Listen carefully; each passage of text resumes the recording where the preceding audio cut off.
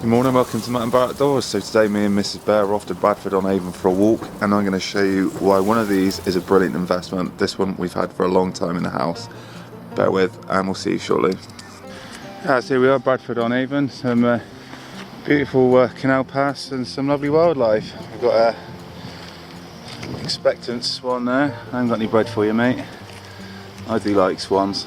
They can get a bit vicious if you try and touch them though. I think swans are pretty cool. Yeah. He's having his grass and his weeds.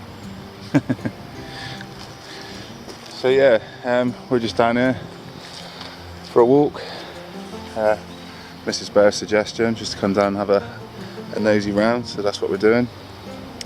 Towards the end I've got the Victorinox Swiss tool, which is a multi-tool I've had since I was 16 years old, so it's 18 years of hard use and abuse. It's done really well. It's put up with a lot of crap from me over the years, so we'll have a quick look at that. The only reason I'm putting it up is because I know people do a lot of unboxing videos, and I'm as guilty as the next man. I do like an unboxing video for new products and that, but sometimes I think just to demonstrate how a tool or an item holds up over a long period of time, I think that's far more beneficial sometimes, just to give you a bit of an overview of how things fare over the years.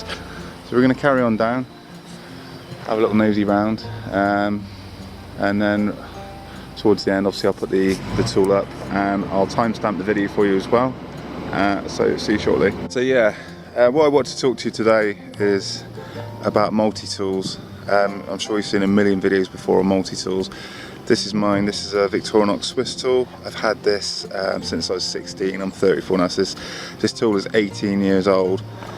So it's had a fair bit of use, and I'd just like to sort of go through the features with you today, so you can see sort of roughly how it's held up.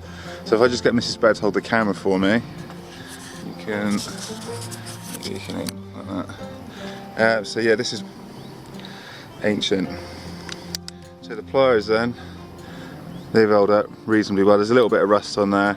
You can see there's a few gouges, a few nicks in the pliers. That's why I've been heavy-handed with it over the years. In terms of corrosion, there is a slight bit of rust in there. I mean, bearing in mind this tool is 18 years old and I've been less than forgiving with the cleaning on it, so I'm going to need to get in there and give it a good scrub out. There's a few nicks on the jaws. That's where I've tried to cut wire, hard wire, probably harder than I should have cut with it. But all in all, the pliers have held up really well, so that's good. So I'm sure you're aware all the tools open from the outside of the tool. It still snaps together really well. So the most used and abused. A bit of noise coming up. This is the main blade, so it's a standard Victorinox sort of 3-inch blade. The only difference is this one locks open. You can see it's all heavily marked up. That's from me not being able to sharpen knives in my younger years. I've since rectified that and I know how to sharpen a knife. So yeah, all the tools lock open. So not strictly speaking legal to carry in the UK, but that's a good reason. So the most hard working, the most used and abused tool is the bottle opener. This thing gets used pretty much daily. It's very strong. You've obviously got your wire stripping notch there.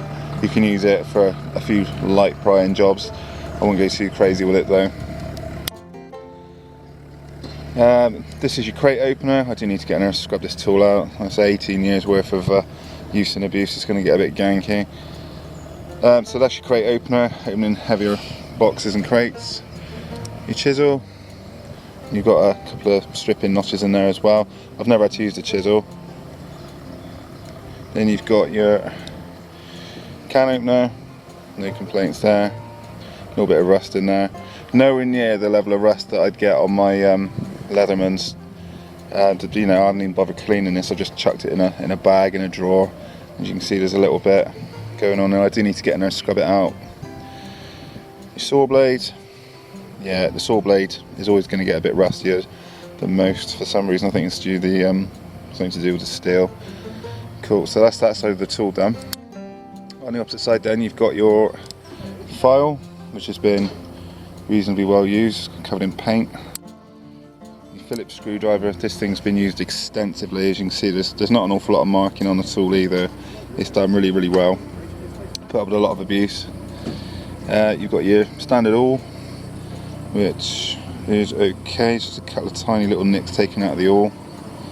Then you've got, if I can get it out, a screwdriver This has had the tip snapped off, so probably been using it to pry a can of paint or something. That has actually snapped off. That's the only tool that's actually physically broken.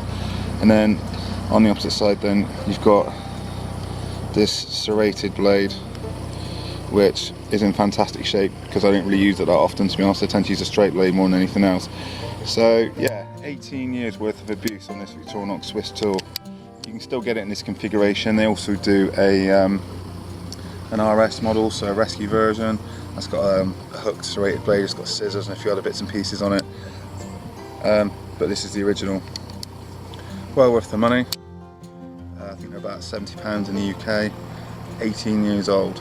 I think that's exceptional considering the amount of use and wear and abuse on my part this tool's actually had. So yeah, hope you found the little video useful.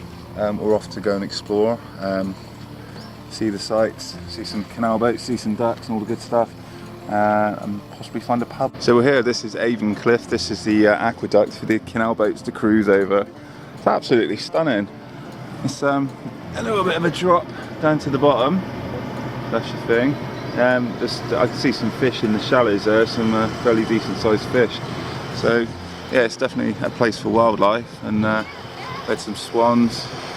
Yeah, it's a fabulous place to come. The canal path's completely flat as well, so if you want to come down with your buggy and your kids or whatever, it'd be awesome for that. So yeah, fantastic. We're going to go and have a bite to eat in a minute, some chips or a pint of some description. So yeah, I hope you've enjoyed our little quick trip around Bradford on Avon. We might have a little nosy in the town in a bit as well. It's got like a historic sort of market town thing going on as well. So hope you've enjoyed, and we'll see you on the next little trip. Bye for now.